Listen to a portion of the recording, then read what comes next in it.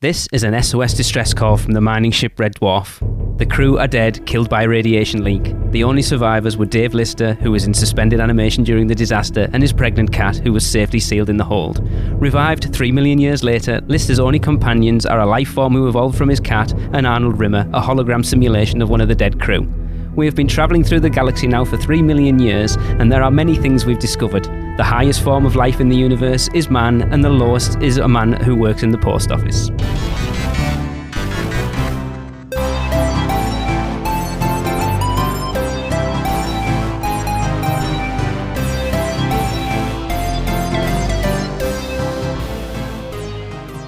What's up, Smegheads, and welcome to episode 5 of Thanks for the Memory, a Red Dwarf podcast, where we are rewatching every episode of the BBC comedy show Red Dwarf, and we are discussing them. I am Lee, and my good friend here is Blake. That is right. I am Blake, proud grandson of a post office worker. I lost it when I heard this when I was first rewatching it. Yep, that's what Grandpa did till he retired. Cool. This is episode 5. Confidence and Paranoia, which originally aired on March 14th, 1988. And in the US, that would have been a couple of months later. Before I go into the synopsis, I'm glad Lee kicked off the monologue here because we are starting to get reviews and comments in. And my favorite one have been when I was reading one of the kickoff monologues of people in the UK saying, I almost cut this off when I heard the American voice, but then I kept listening and you guys are all right. Yeah, I've actually put that review in the iTunes, it was in iTunes. I've actually put it in the show notes at the end. Oh, fantastic. The comments we've gotten have made me extremely happy, and I appreciate that very much. The fact that we've even had someone reach out to us who worked on an episode of this show is super cool. Yeah, and in the effects world, which is awesome, because it's like one of the reasons I even got into entertainment was just watching all the behind the scenes for maquettes and miniatures and stuff. So like, I hope we can maybe get a conversation going at some point. That will happen. That would be flippin' amazing. Absolutely.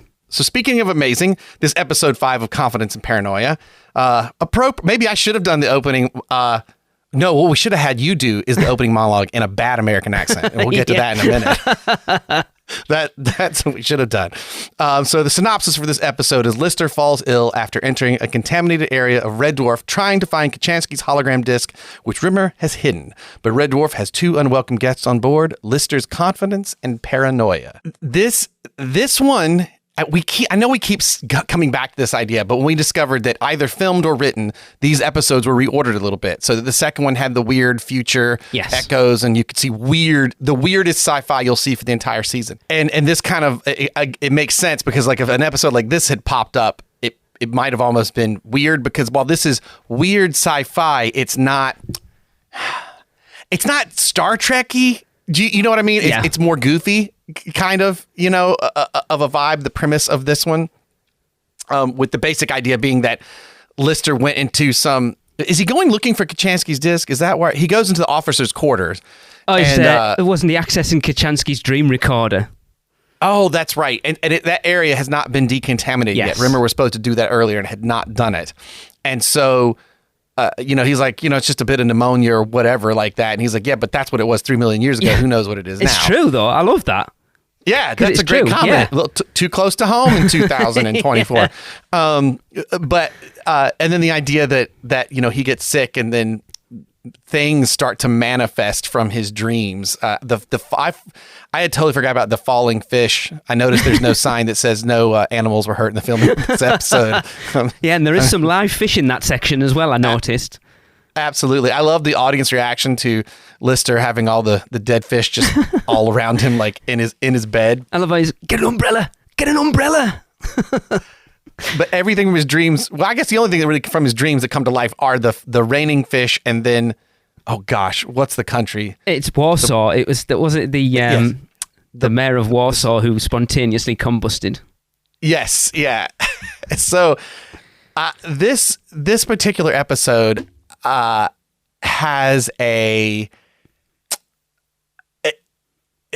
this is a weird, super slapsticky episode, even though we've had a little of that, but this has like a ton of it. I mean, I don't know if you kind of want to meander through some of our. I always just now, as know, we used to start with trying to do a standout character, and the truth is, I just end up writing something about everyone. Yeah. But kind of going in order of the show. That opening bit with Lister watching the bad melodrama or whatever. See, that really annoys me, that section, because it's like I've referenced it quite a few times of how childish some of the humor is in this. And when he like dribbles his milkshake down his t-shirt, I'm like, it was probably funny in 1988 when I was like 12, but now it feels a little cringy. He does it, and you can totally see him crack. Like it's not that he starts crying or something. Like if he was taking it and he was like, Margaret, I should have told you, I found out I'm your father or something. And then, blah, he like, blah, and blows it all over the screen. Like that would have made sense. But instead he just opens his mouth and just lets chocolate milk come out. The funny bit of that is, if we're jumping around, let's go into trivia. So the guy who does the voice of the guy in that movie and I've tried to listen and I can't hear it, but apparently it was Chris Barry. Oh my gosh. I'm going to have to go back and listen to that again. Well, he is an impressionist. It doesn't sound like him. I don't think it sounds like him. No, I didn't catch that at all. Obviously, the American accent will change it a lot, but it doesn't sound like him. But that moment is I think it does set the mood for this episode. Has more of that. I'm not puerile is the wrong word. It's just It's just goofy slapstick that I see what they're going for, and I've said on previous episodes, there's still just like some timing to be worked out. It's one of those things that if you had a ton of rehearsal time, like the bit with the Scudders, like trying to do the temperature for Lister when Rimmer has brought him into the medical lab. And there's the whole gag with it pokes him in the eyeball with the thermometer and stuff. And then they let him go in the electric wheelchair and it goes way too fast and he falls off. Like, it's like, it's so, I get what you're going for. And to be fair, it almost is like they're playing to the crowd who's in the audience. Yeah. But it goes back to that thing, like you said, where it feels like they've switched the episodes around. This feels like it should have been an earlier one when they were still trying to figure out what the best comedy for the show was. Right. Yeah. Like, wait, what is this show actually? Like what kind of show is this? Where does the humor lie? And I mean, the best stuff as we keep going, as we get to our next season stuff, it's just the people. It's just these characters they've created, how they'll bounce off each other. Speaking of, on our character standouts, there is a moment that is like, oh my gosh, that could be this episode all the way to the 9th series, for those of you from the UK who also pointed out that I say season instead of series, which is I went and did a little informal poll, and all my American friends are like, no, a series is the entire show, like all of its seasons. And a season is how it's broken up. And I'm like, yep, turns out it's different. Do you guys have a name for the whole thing? Or just the whole thing is a series, and each thing is a series. It's only now, we've adopted season a little bit more because of that Americanization of things coming over here. So, obviously, my connection with the US, I'll probably tend to use it a little bit more. But we would say series to cover both, like series 1, and then I've got the entire. I don't know actually. I don't know what we'd refer to. If you said, I've got series 1, or like I've got the entire series box set, you'd be referring to one series. So like the first 6 episodes would be one series. The whole show. Yeah, you would just the complete. It wouldn't necessarily have a name. You'd just, like, if you bought a DVD box set of all 11 seasons of Red Dwarf. See, I've even said it there, seasons. It would just be the complete collection. It wouldn't necessarily have a word to denote the whole thing. Because to me, in my head, where the differential is, it's the season finale or it's the series finale, which is like 2 different things. But even that, like, at this time when this show is coming out, we didn't even talk about the terms of the series finale. You would just like a show and it would get canceled. I mean, growing up, I can think MASH had a definitive end. Cheers in America, had a definitive end, and Seinfeld, or shows that I knew that had definitive ends, and everything else just kind of fizzled out and canceled. I mean, since then, that's a more common thing where if they can try to wrap up a show, they will. But most sitcoms didn't have sort of an ongoing thing, which is interesting because this show, Red Dwarf, has trouble in its premise. The setup of the slime is coming back home implies that there's some end. Do you know what I mean? Yeah. But like the show is built more as a sitcom that's like, no, like Cheers. Like Cheers, that Cheers got an ending is kind of wild because it's just folks working in a bar that all get to know each other and the locals, right? It didn't necessarily need an ending. It was nice that it got one. MASH, the Korean War ended. So having an end to MASH and wrap up, like that kind of made sense. But this is interesting because its initial premise almost fights against its own sitcominess, which as we get into subsequent series, I think that starts to play into it because it feels like the story is going somewhere. See, I'm going to say something because you haven't seen the latest series, have you, Blake? No, I'm up through 8. Yeah, let's put a pin in this conversation and revisit it in about 10 series time. Well, and did I see the announcement we're getting a new series next year? Exactly. Yeah. So we're a timely Red Dwarf podcast. I'll pretend we did that on purpose. But that is all to say, there's a moment here for a character that this bit could be in any of the series or seasons along the way because it is the perfect encapsulation of this character, and that is Kat dancing through the hallway and singing SEX. I think I found it. Like when he sees Lister passed out on the floor and he is running around like, obviously he's a cat in heat. Yes. Like, it's the whole build up to that bit though, that he's like, I've had a good day. I've slept 5 times. I've ate 6 times. Tomorrow I might see if I can have sex with something. It's like SEX, I'm gonna get it. SEX, I really want it. And then SEX, I think I found it. And you're like, what the hell? There's Lister laid on the floor. And you're like, no, I don't think so. And it's his outfit. It's not the pink outfit he's been wearing. It's that like black and red. I mean, the whole thing, you literally could lift that and put that into any episode. It is like, it's perfect Cat. Because beyond that, still, as we've talked about in this episode, Cat just pops in and out. Yep. Kind of funny. And I would say in this one and the next one, more so than he has in the previous ones. Yes. Like and I get it too, like trying to make him like a cat, he doesn't care, which leads to his other funny moment that is also very Cat to me, which is, Lister's passed out and like dying out in the hallway and Rimmer can't pick him up because the hologram runs into Cat eating chicken and is like, come on, we got to go. And Cat's slapping his hands on the desk to get up and go so that Rimmer will leave and then goes back down and start eating the chicken. And like that happens like 3 times. And that's also like perfect Cat. It's a better inserted joke than some of the other Cat jokes have been, but like, because it plays those into 2 the moments, story. Yeah, they're kind of it. And then he's got one. Is this the episode he poops in Rimmer's closet? That's the next one. Nope, that's the next one. There we go. But like, he is still just kind of like, it's time for a cat joke, But the 2 in here with the slapping the table and the dancing around finding Lister are very perfect. Could be any season that absolutely that could happen. Yeah. The biggest difference is in subsequent seasons, after that moment would happen, he would still be part of the story. Yes. You like driving it forward. That's where it's not really happening. Yeah, in this he literally pops in, joke punchline, and off he goes. Yeah, I noticed that very much in these 2 episodes.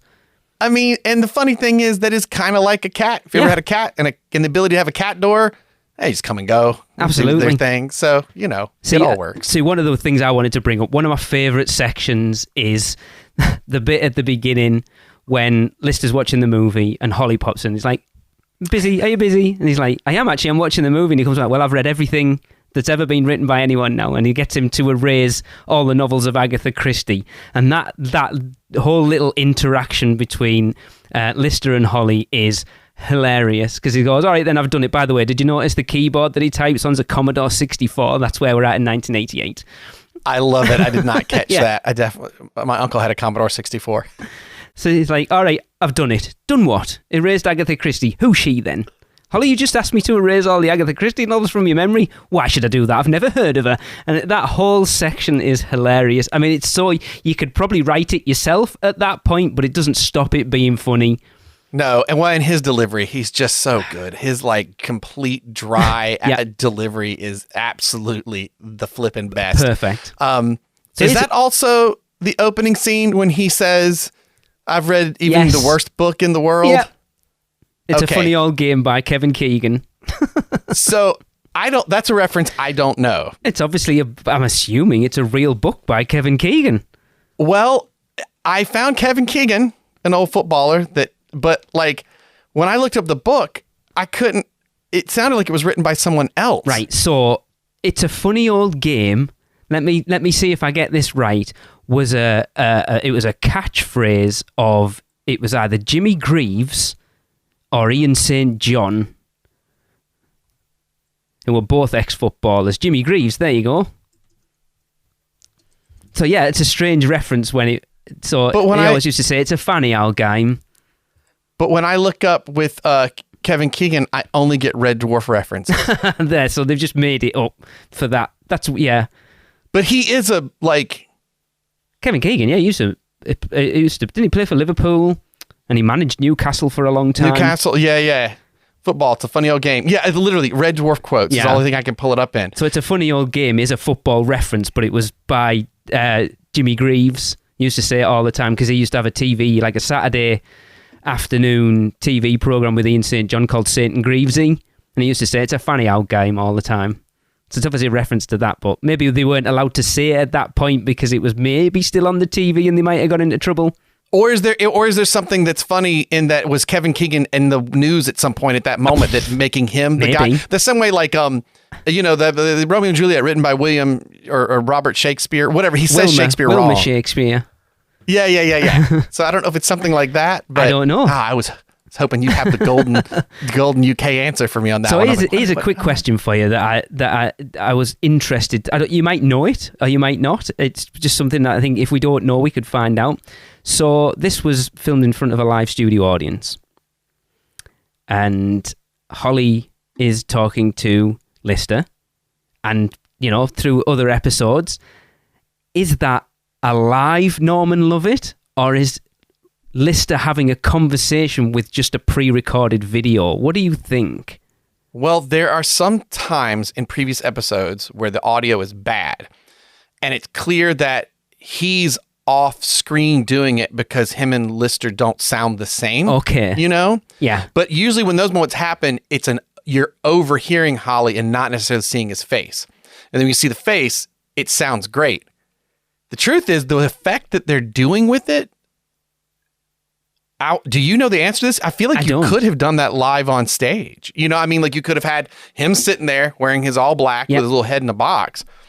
And you could have done that. I don't know if they did or not, but you could have. Because obviously, like, the projection on the mirror in their quarters isn't a TV screen. They've obviously overlaid on the mirror. Right. But then other times when, like that in the drive room, when he's watching that movie, that is obviously a TV screen. So I just wondered whether it was like a pre-recorded video and they just stick the VHS in and then you just say your lines in between the bits of Holly. Now I have to go back. I have to go back and look at that again. So we do need to talk to someone who was on the effects of this. Yeah, for definite. It's just interesting because obviously it would be slightly different with a live audience because you could just do it all in post-production or whatever. But with it being effectively live, like, would they do it that way? It's funny you bring that up because I have some odd. I wrote a fourth section for myself called odd call-outs. We'll see if I stick with this on any subsequent episodes. But speaking of bad microphone, there has been some different audio moments here and there that I can tell, like, they only have one microphone right here or what. But no, I've noticed that. I have noticed that in one of either this one or the next one, where it might have been this one when Rimmer's having his, and I wanted to bring this up, another comedy hologram moment when he's getting Holly to brush his teeth and have a shave. Yep. The disparity in their audio between Lister and Rimmer at that point is very different. I noticed that. But it's funny because it is. I was thinking about you as soon as his teeth were being brushed, and I was like, well, here it is again. Like, do holograms really need that? No, it doesn't. So in that bit, it's in the bunk room. Lister's on the top bunk, and he sounds clear as a bell. Yeah. Rimmer sounds weirdly muffled, like he's in a cave. However, you watch it, you go, oh, I know what's wrong. There's one microphone, and it's pointed. It's Rimmer's away from it because he sounds terrible. And then he turns on one moment to say something to him. And then he sounds just like Lister. I noticed that. The rest of it. Yeah. And I was like, oh, okay. So, because at first I was like, does Lister have like a wireless mic? And he, like, what's happening here? Then? And I think instead it's just mic placement. That's like all it is. So I think that's going to be the biggest difference, isn't it? When we move out of season 2 into season 3, when they started to get a budget, that's the biggest thing you're going to notice is that it's very much that in front of a live studio audience audio thing. It feels very low budget because it was, but it also feels it because of certain things they were doing. Yeah, and you can tell, like, okay, the bridge has got a slightly bigger stage, but they still don't have many microphones. So no matter what the scene, you really notice it by the time you get to season 5, people only stand in certain places, no matter what's happening. And, like, it cracks me up to see it because you're like, oh, okay, yeah, that's, and sometimes that stuff's kind of the, mother of invention, the necessary. Also in that same scene is our continuing... is Rimmer a hologram? We're going to make sure he's a hologram. But then there he hops in his bunk and starts moving around in the blanket, which is the same blanket that later Lister will mess about with in the second episode, the episode following this. Like, so it's just, it's funny. And you totally forgive it. But if you are someone like me, though, who initially watched things out of order, it's clear why in the beginning, like, that show's funny, and there's this dude with an H on his forehead, and I don't know why. Yeah, I think that's the thing, isn't it? Obviously, for the first season, they're still establishing themselves as a TV show, and they're probably still getting people who didn't necessarily jump in at episode 1, like yourself, Blake, who are coming in second, third, fourth, fifth, sixth episodes, so they still have to do these little things that just remind you that, remember... Rimmer's a hologram. So these things, and you go, all right. So if you haven't watched the episodes prior to that one, here's a reminder that, this person's a hologram. And you're like, all right, I get it. Until they get so far down, and then they know people have been watching it, and they'll know, like, once you get... I'd be interested to see how long it goes with the hologram jokes, like, past season 2. Well, you definitely have a feeling like the budget got blown on hologram effects because this episode, and particularly the next episode, hinge so much on Rimmer being a hologram, and there's none of those, like, pass-throughs or, there's none of that going on other than, double vision that we'll get to in the follow-up episode. There hasn't been many of those effects, actually. In the whole... first episode? Yeah, there's one where I think does Cat walk through him at some point, or I think it's Lister when he's mad, right? Have you no respect for the dead or something like that? I can't remember. I don't remember if that's the first episode or not either. It's funny because it's so important, but it's not easily shown. I mean, gosh, it'd be so, and you and I could do that on friggin' Adobe After Effects and an iPhone now. You know what I mean? Yeah. But at the time, like, it's a bit of a pain in the butt to do. But it just cracked me up. There's a couple of moments him moving out of the way of the fish that are falling. So, stuff like that. That's charming, actually. I mean, just like, this is hysterical. They can't don't let the fish hit you because then you're clearly not a hologram anymore. It's like the bit with when he's doing the necrobics, hologrammatic exercises for the dead. It's like, you're a hologram though. You don't need to do exercises. Like, why is he doing jumping jacks and stuff? You don't need to do them. You're a hologram. It's so weird when you start delving into it. It's funny. Him doing jumping jacks makes more sense to me than there being a exercise for the dead, the necrotic aerobic, because I would believe Rimmer is such a dork. Yes, that he would still, if he was in a hologram body that didn't get tired, that now he would show you how hard he's working out. Because do you know what I mean? There's something kind of funny to that, but which we kind of get in the next episode, a bit of that actually. Yes, yeah, and I'm like, I guess it is that you get tired, and also we get into the fact of sleep. I mean, there's a whole bunch of like I said that to Tracy when we were watching it. Why does he need to sleep in the next episode? Yeah, I'm trying to think now. See, I've just had a moment pop in my head from, I think, a future episode where he does like a run. And he's like, I can't remember. I'm sure we haven't had it already. And he's running around the ship. And he's like, oh, well, take off that time I spoke to Lister. No. That was a second or third episode. Was it? Yeah. And he's like, I did a mile in like 3 minutes. Well done, Rimsey. Was that? Yep. Oh, my memory's so bad. Yeah, because we talked about that episode because he has to dodge around the scutters or whatever he's trying to move around, and you're like, clearly not a hologram. So I guess we should speaking of characters, we can move a little forward into the story. It actually takes a moment, I feel like, for what this story is about to happen. Yeah, a good halfway through. Like, yeah, the big reveal being that this disease, not only does it, like, you know, he sees what he's dreaming of, but they mentioned earlier on, everyone's got two voices in their head, the confidence and paranoia. And that's why, like, he's got confidence to go talk to Kachansky back in the day, but then the paranoia kicks in and says he can't do it. And that those two things come to life.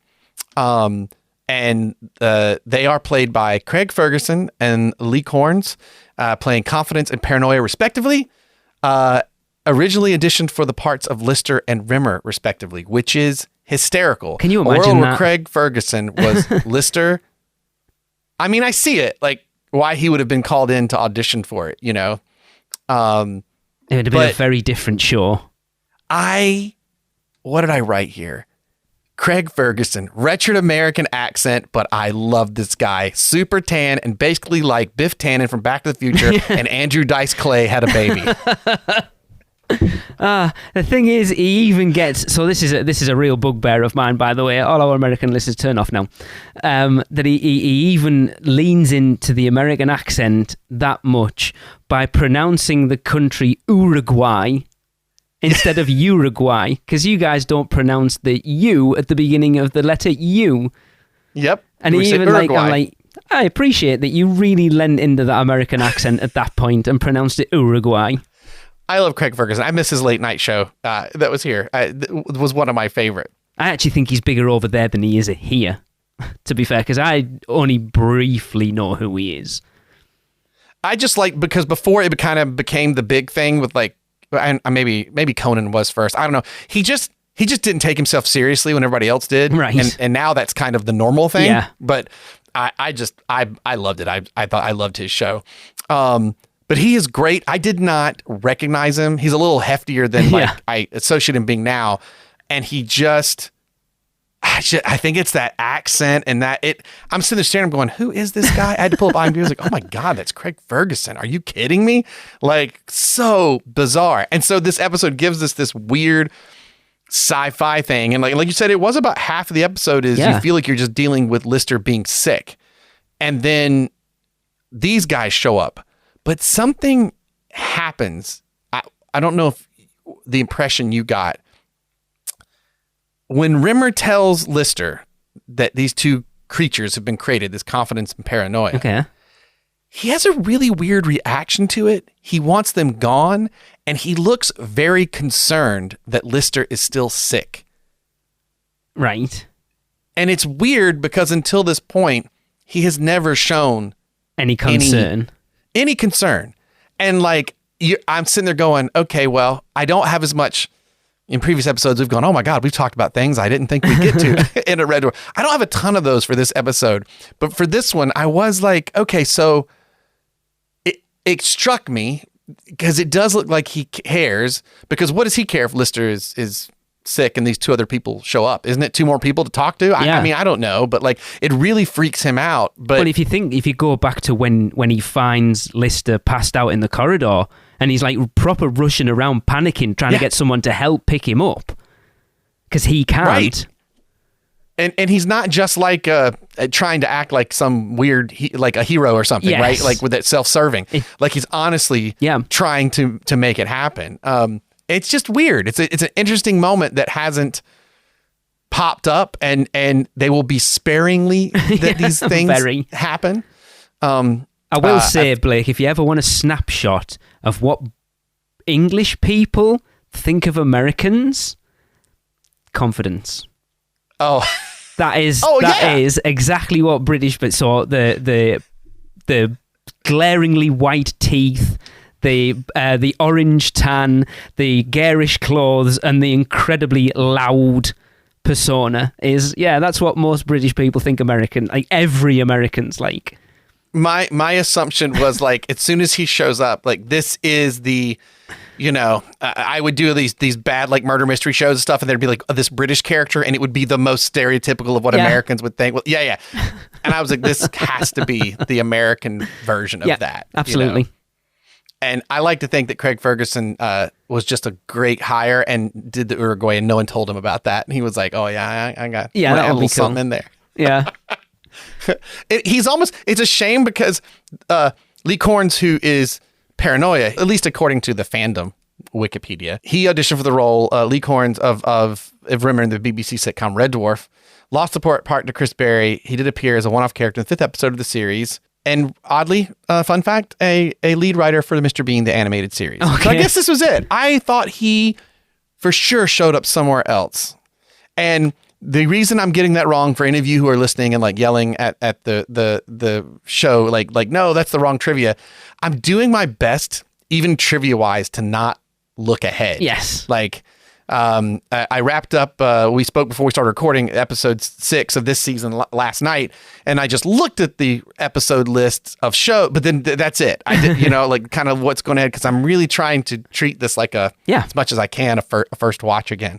I really thought he showed up somewhere else, and he looks so familiar to me, but when I IMDb him, I couldn't find him on anything else. Interesting. That I was familiar with, I should say. I mean, he plays that part perfectly, though. Is that a urine stain on your trousers? Oh, haven't you got fat? Just being nice. And you can see why Rimmer kind of is drawn to him as well.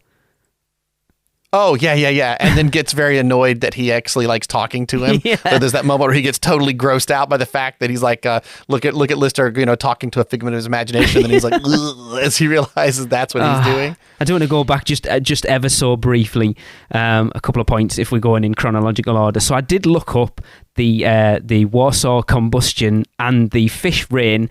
As far as I can find out, they aren't real events. I did look them up just because you never know. You never know. Well, that's because that's what's brilliant about it. Like, to go when it rained fish and the Warsaw, was it 16th century Warsaw mayor or whatever, spontaneously combusted. It is so specific sounding. Yeah, exactly. That's why I had to look it up. Yeah, that I assume, that's probably one of those things that sounds too crazy to be real, so it is real. Yep. And then it's not. And then also one of my favorite lines, we go back when Rimmer's telling Lister about that, and he's like, so you had hallucinations and they were solid. It's like, what do you mean? I said, all right, let me put this another way. You had hallucinations and they were solid. I love the fact he just says the same thing again because he can't figure out another way to actually say what it is. It's brilliant. Like, here they are. Yeah, I wrote that. I think I wrote that down in one of my favorite joke lines. I love. It's before because we're kind of getting toward the end of what happens in the episode. I wrote a couple of things along the path. I love that Lister, as Confidence is hanging out with him as he sings his terrible song, only playing the A chord over and over and over, about being nimble and all that stuff. Dwindle and kindle. Oh, the dwindling and the kindling. I love it. I tried to find out what guitar that is. Okay. And I could not. But I love... It is clearly a knockoff or it's a version of like an Ovation style guitar. And for you guitar nerds out there, I just discovered, I'm living over here in Connecticut, this really awesome acoustic guitar store called Acoustic Music Org. And it's in this old building from the 1700s, super cool store. Beautiful acoustic instruments. Awesome. And then in the back corner, there's an Ovation guitar. And these were made with a rounded back, this part that would sit against your body, like a fiberglass kind of thing. The idea is they could survive humidity and stuff. They sound like crap. If you're into playing acoustic, you hate them. And I saw one in the back of the store, and I was like, I looked at the guy that ran it, because everything else is like all handmade. Like, these are awesome instruments. And I was like, is that a used Ovation? The guy's like, that? Oh, that's our doorstop. And I lost it last night when I realized, like, that's what his guitar is. And it probably meant nothing. It was probably something cheap they could find, especially if it was like a knockoff of the Ovation. But if you had me in charge of giving a guy who can't play guitar, who went and bought a guitar thinking he's going to be awesome and learn it and sucks, I would get him that guitar. And Awesome. that would be the prop I would get this dude. And I think it does change as seasons go by, but it just, if you're a guitar person, it made me happy that it was kind of a crappy Ovation knockoff that Lister plays.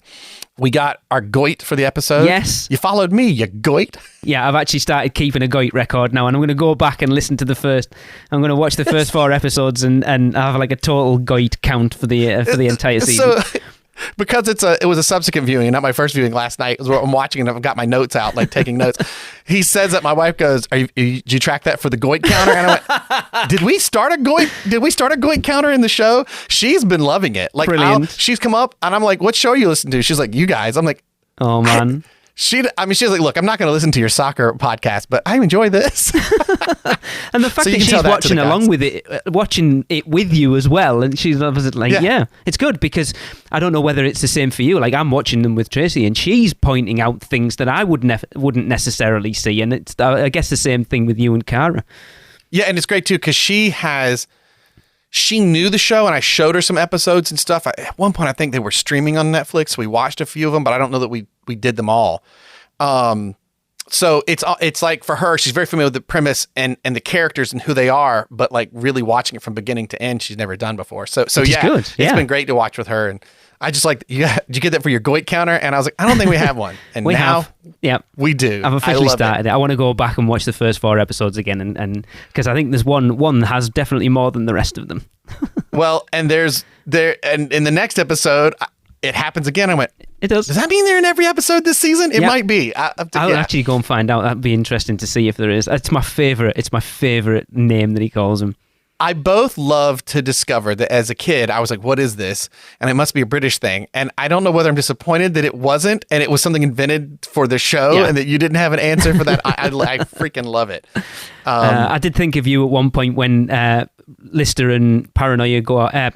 Confidence go outside, and he's doing his cha cha cha cha cha cha cha cha cha, and he says it's the alien reference, of course, because no one in space can hear you, cha cha cha. And I was like, there's an alien reference for you. There's Blake with like a terrible like prop helmet with the tube going too far into it, and the microphones are clearly in there, so you can hear it echo. And I love it. I love the cheapness of it, but it's also like our first scene outside of Red Dwarf in this show, and it looks really good, actually. Yeah, it does look good. Like, it's filmed differently. It just, obviously that's not in front of a live audience. That's done different because there's close-up shots and inserts. It's more filmic, for lack of a better term. But that scene is our first time actually seeing anybody beyond the opening credits outside of Red Dwarf. The boys from the Dwarf don't leave the Dwarf in the first season at all. I love how cheap the special effects were. The way they do like the anti-gravity thing when Lister jumps over the banister and like round the other side, that they just slow the film down a little bit to make it look like. Well, same way, it's the reverse of the slapstick with the wheelchair, where all they did was speed up. And you can look at Chris Berry freezing so that you can't tell that he's trying to hold as still as he can. So that you don't see him moving fast. Yeah. I mean, we haven't even got to the point of why they're outside, and it was because they realised where Rimmer had hidden Kachansky's disc for a hologram. Yeah, so it's been a while, but I did not remember that this idea of the Kachansky disc and trying to get a date with her, this burns through half the season. Yeah. This is a major concept. And I guess it is. I mean, again, it's almost like one of those things, you create a world and you don't think about the problems that it creates until you keep doing it. And by that, I mean, like, this would be funny. It's the guy he hates. That's his hologram. Well, would they have been able to do it with anybody on the ship? Then could you do the girlfriend? And for the life of me, I don't think this idea comes up anymore about, could you switch off Rimmer and do a different person? Well, it's interesting because what happens at the end of this episode would negate them having to turn Rimmer off. Yeah, do they explain why he's able to do that? What do they figure? I think they do. I think they mention that if they turned off like a load of sort of equipment around the ship that they didn't use, he'd be able to sustain 2 holograms. Okay, so it's like a throwaway thing because I couldn't. After we got done yesterday, I was like, wait, I don't remember why they're able to do that now. Yeah, because confidence. It's when they find out that the Medicom is broken, and then he comes in and they're like, "Oh, we've figured out that Holly will be able to sustain 2 by turning off a load of redundant." I've actually got the script up here. I'm trying to find it. Well, this is interesting to me though, because this episode, like, it is nothing the first half of it, as far as like, where is this going? And then Confidence and Paranoia show up, and that's like a big deal. And there's a big scene with Confidence and Paranoia. Does Paranoia even get a second scene? Or is it just the initial one? I think there's 2. When he's talking about the fact that he used to make a mouth out of with his tongue waggling, is that all that scene? I felt like bit? Was that the scene after Lister and walk out? Confidence, maybe leave, maybe, and then Rimmer and him talk. Maybe there is one more small scene with Paranoia, but Paranoia gets like the short end of the stick. Like he does not get a lot, and you would think. You've created this Confidence and Paranoia and they're Listers. You should let the 2 of them hang out with him for part of this episode and really play off each other and drive home that point or whatever. Or even there's something funny too, like Paranoia ends up just having more fun hanging out with Rimmer. I don't know. But it's odd that he's in it for such a short time. And then we go outside of the spaceship and it turns into a horror movie very quickly. Like, as you find out Confidence put Paranoia in a wood chipper. It's not a wood chipper, but it's like that. What does he put him in? Is that what he says? Something like that. He puts him in something, and I just saw his little parts fly out into space. Yeah. And then he takes his helmet off, and I was like, I thought that special effects were pretty good, actually. Oh, I definitely wrote that down. I said... this guy who used to work in effects for film, especially doing some effects for like low budget films. Yeah. That body explosion made me super happy. I was like, that's great. Yeah, that's so good. Then he took the helmet off. I was like, what are we going to see a total recall? I forget what happens right here. And boom, and he just blows up. It looks good. Which it is good, and it's also one of our first consequences we see in this show beyond the initial, like, everybody dies. But then it's like, well, it's a sitcom, and there's nobody else, so you got to keep these guys around. But, like, you see this, like, this violent thing happen and this talk of violence. And it's funny that, they wanted to stay away from aliens so bad. They didn't want it to be Star Trek. They wanted it to be grounded, and so everything comes from people, but it still gets weird, like this Confidence and Paranoia thing. It's clever though. Like, I like the premise of the fact that he gets sick and that it would have been pneumonia, but after 3 million years of evolution, it's become something way different. And the hallucination thing, it's a really clever premise for the show. But isn't it weird that they, like, to me, I would have started the episode with Lister being sick, and you go, "You sick? Where did you get a cold from? There's nobody else on the ship. What have you done?" "I was over here." "Oh my gosh." And get straight into it and get more of Confidence and Paranoia in the episode. It is odd to me that it's like half the episode could have been another episode, and then they show up. But then it's like Waiting for God, the last episode that you said, like, that's effectively 2 episodes kind of mashed together. I did write down, I always hold off on my Holly comments to see if you're going to call them out. But one of my favorite Holly bits was Rimmer saying, "Go put a trace on Confidence." "What's that?" And Rimmer says, "It's a trace. It's whatever for finding someone." He goes, "No, it isn't. You just made that up. You just made that up to be cool." And it's great because it does. It's like the first time someone said something very science fiction. "Hey, computer, put a trace on this guy," or whatever. And it's like, no. And Holly calls him out, going, "Yeah, no, you made that up." Yeah, it's just like, the great thing about that is, like, at 8 years old, being told, like, "Hey, there will be a future, and like 30 some years, we'll just do the math that way, and you will have a device in your pocket that will assist you in what you do day to day. They'll even call it artificial intelligence." And you'll be like, "Oh my God, what can it do?" Like, "Well, if you ask it the weather, it will tell you the weather in the wrong place if it didn't quite understand the town that you said. Like, and it's funny to see this show at the time watching it and being like, well, this is a cheap future. I've seen Star Wars and Star Trek, but then like, well, this is actually probably more accurate. It probably is. You're right. Hey, like, Siri, what's the weather in somewhere? Yeah. I'm sorry, exactly. The restaurants over there are closed. Like you see in The Big Bang Theory, they use that quite a lot with Barry Kripke because he can't speak properly. I'm sorry, there is no such thing as a Westerwant.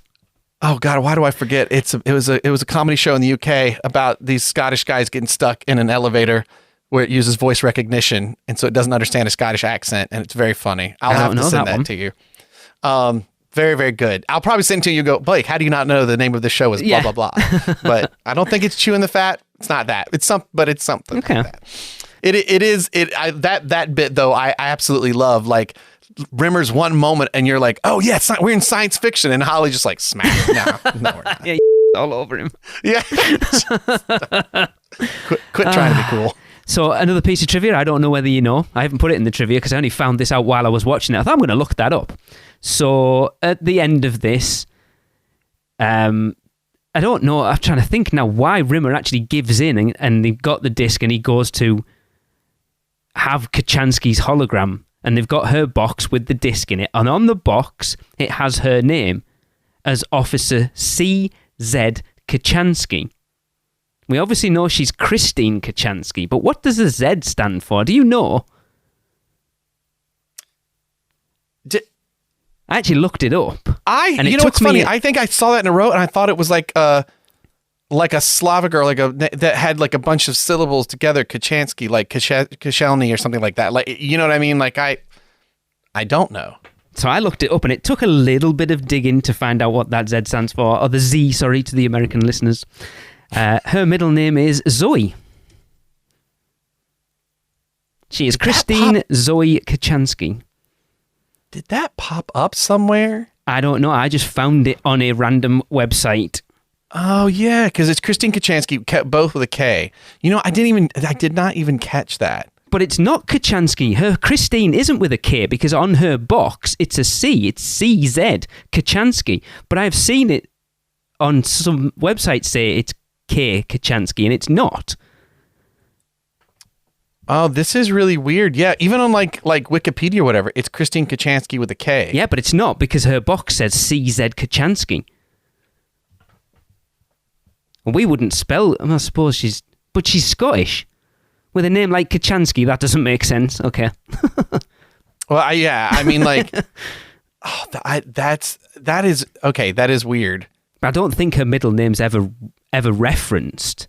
But it's weird that it's there. It's like, I was trying to think, do you know what the J in Arnold J. Rimmer stands for? I don't know whether that comes up. It does. It does. Know. Right, let's just leave it there then. Okay. Is it said in an episode? I don't know, but let's just, it might do, so let's just leave it. Okay, I'll tell you what. So I will say, I think I know what you're going to say, to be fair. Using the proper middle name under the hashtag, they suck, but I still love them. One of my favorite comic writers, Gail Simone, she helped like make Deadpool famous stuff. Her name is dropped in the stuff. She's flipping wonderful. Great runs on DC's Birds of Prey and stuff like that. Okay. But she makes Twitter still fun to be on. She's a hoot, and she put up something that was what's a character that sucks but you still love them? I use the hashtag they suck but I still love them, and I just put Arnold Rimmer and had him eating a sandwich from season 2 as a GIF on there, and the response of people saying, all sorts of things. Have a cliffhanger for our next episode, saying things like gazpacho soup with like a number of the tweets and stuff. Like I got that got me. It just made me happy. I was like, I love the people that follow her, like my people too. Brilliant. Makes me so happy. Yeah, I did notice another thing as well, and it's only. So I say it's only in this episode. It might have been in the previous ones. I don't remember, but I specifically watched episode 6 with an eye on it, and it's not there. So in this one, when Lister's in bed ill, he has a blanket over him, which looks like a hospital bed blanket. And you can't quite see it, but you can make enough out of it to for me to take a decent enough stab in the dark that it says Titan Hilton on it. So it feels like it's a blanket that he's stolen from a Hilton hotel on Titan. That's flawless. I hope that's the case. But it doesn't show up in the next episode. Oh, I wonder if it's just because he was sick and that's what he used. Maybe. And I don't know whether it's in the previous ones either, because I only noticed it in this one. Well, he does. I will say he does a great job of being sick. Yes. Like the way he behaves and hops off the top bunk, I was like, God, I totally believe you got the flu right now. You're nailing that like really, really well. If we got anything else for this episode, we kind of carried it to the end. Yeah, I can't think of anything. I mean, the end's brilliant. Let's be honest. Oh yes, the whole. Well, I mean, they sold me once like he exploded. Like I was very, very happy with. But odd call outs. The last odd call out I had was this is our first to be continued episode. Wasn't really like a to be continued, but it left with a clear like join us next week when you find out what happens. But then doesn't Balance of Power kind of give us that as well when he leaves Rimmer thinking that he's passed the chef's exam? Oh, yeah. Not as much as this one, but it kind of does. Well, that's true, because if you were watching this along the way and it ended this way, where at the end, he's got Christine's disc, Rimmer says, you don't want to do this, trust me. Just, what does it lead? This way leads to heartache and misery, something like that. I love it that he gives Lister every opportunity to not do it, but knows that he is going to do it, and he just wants him to remember, just remember that I did say this, that it will bring you nothing but misery. And then he cuts it on, and boop, there's two Rimmers instead of one. Absolutely brilliant.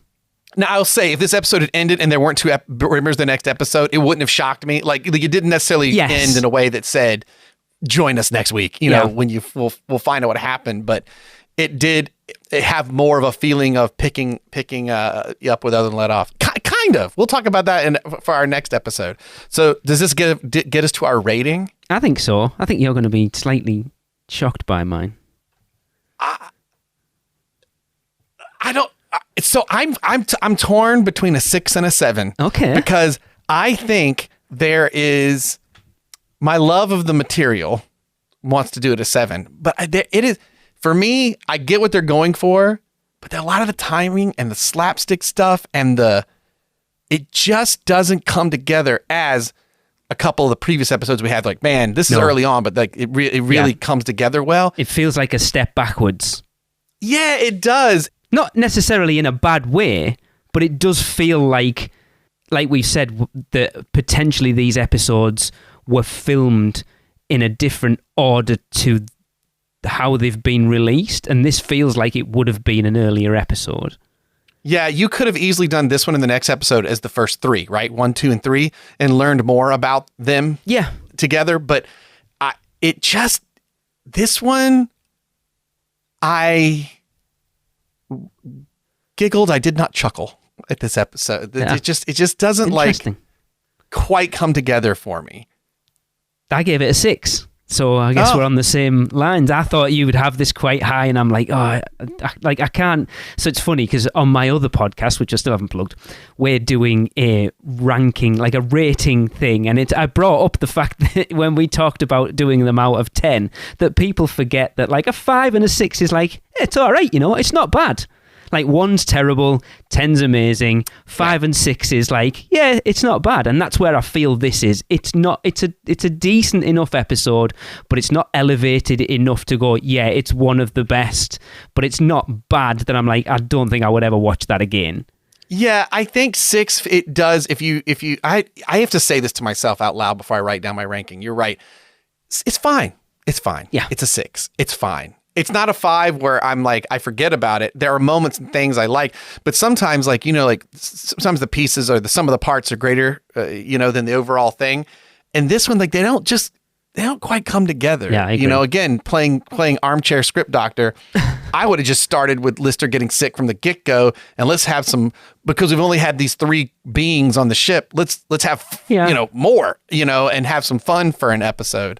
That makes sense. It would have made sense to give you a whole episode with Confidence and Paranoia as part of it, but I guess, I don't know.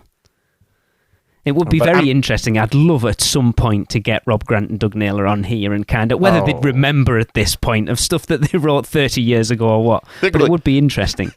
Look, you guys are thinking about this way more than we did. Is probably yeah, probably. Yeah. Yeah, that's probably it. Yeah, we don't. We just wrote it and thought it was funny. Well, does this bring us to the end officially? I think so. I think that's the end of the podcast. I apologize because I jumped on a little things earlier in the pod, but we did talk about retrieving some great feedback so far. We've had some great feedback, honestly. Like, I've even got a friend of Tracy's who I have never met. She is good friends with them. She goes down to see them all the time in London. But he's like messaging Tracy saying, tell Lee to hurry up and get the next episode out. Well, I kind of paraphrase this one, but I will say Mighty Joe _UK, the actual quote about an American talking about a British sitcom almost did not bother this podcast when I heard the American voice. What could they know about our fantastic British sitcom? Glad I gave it a go. I'm only partway through the first episode, but so enjoying it. You should always try something before judging it. On a side note, I don't think McDonald's is mentioned in Hitchhikers. Well, now, as soon as I saw that, I looked it up. We looked it up, and I remembered correctly. Yeah, it is. It's basically when he thinks he tries to like tell him my mom's gone, this is gone, Earth's gone, doesn't affect him, and he thinks about no more McDonald's, and it says like then he wakes up after being passed out for a while or whatever. So it's in the Hitchhiker's Guide. But that's the perfect review of our show, because I wonder, it made me question how many people would potentially go, like, what does an American know? Like, for my other podcast, I have the same fear. What does this British person know about this American thing? Well, I'm doing that on a footy podcast. I mean, we're talking about English football. So that's true. I mean, we do talk about U.S. soccer and everything too as well. But like, I'm on like moments. I'm like, especially when I know Lee's going to text me because I probably said a British town's name wrong. Or our friend Ferris who always says Norwich. Yes, he does. I think he does that just to wind me up now. But I think, like, not to big ourselves up too much, but I think that's what makes us stand out. I mean, I know we've both said we've actively avoided listening to other Red Dwarf podcasts because we don't want to be influenced by it. But as far as I can tell, we're the only one that have a British and an American, and I think you have a very different perspective, and I think that what makes us different in a good way. Well, and for me, as I said in previous pods, this thing hit me at an age where like it warped my sense of humor so that it led to me finding things like Hitchhiker's Guide to the Galaxy and getting into Douglas Adams later. And like it definitely bent my sense of humor. And from an early age after this, I really sought out BBC comedies that anything I could get my hand on my TV that picked up 3 stations in rural North Carolina. If I held the rabbit ears just right.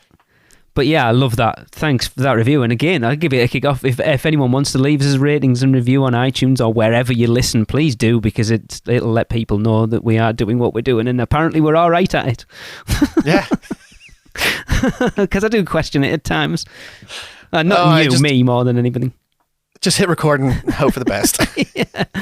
Right, cool. That's, I guess, because we've got another one to do. I'm excited for the next one, for definite. But again, like I said, follow us on Facebook and Instagram at Dwarf Memory, and on Twitter at Dwarf_Memory for all show updates and what other crap I decide to post on social media.